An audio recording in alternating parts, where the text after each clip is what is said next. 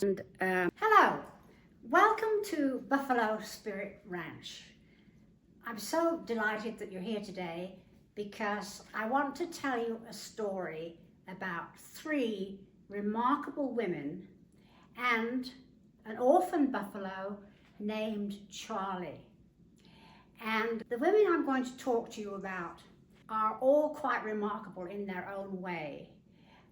They are all strong, they are all resolute, they are tenacious, they are courageous, and all their stories actually link together.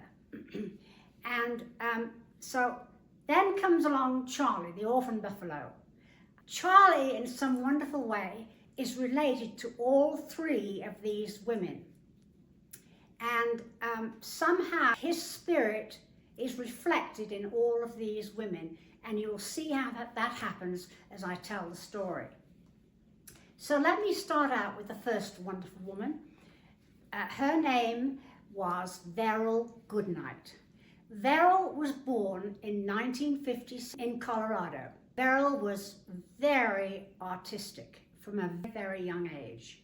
She also had a great love and passion for horses.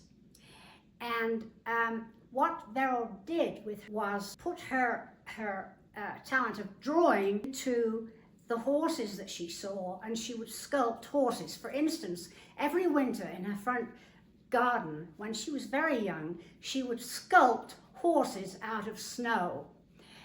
The reason she did this was because her parents couldn't afford to buy her own horse.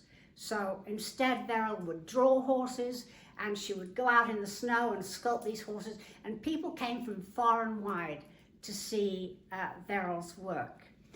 Verrill went on to become an internationally known artist. Her work was known all over the world, so much so that in 2016, she was even entered into the Cowboy Hall of Fame.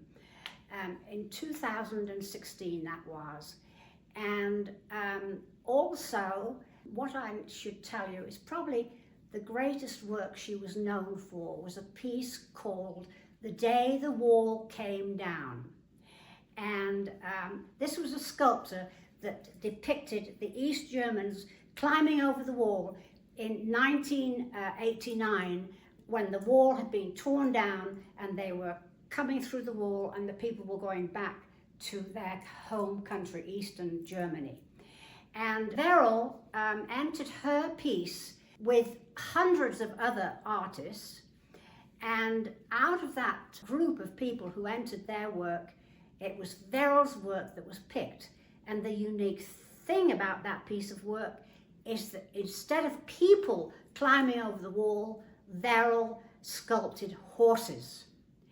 And she thought this was very symbolic because horses represent freedom. And everybody else that entered this competition, you might call it, had done people. And so her piece was chosen.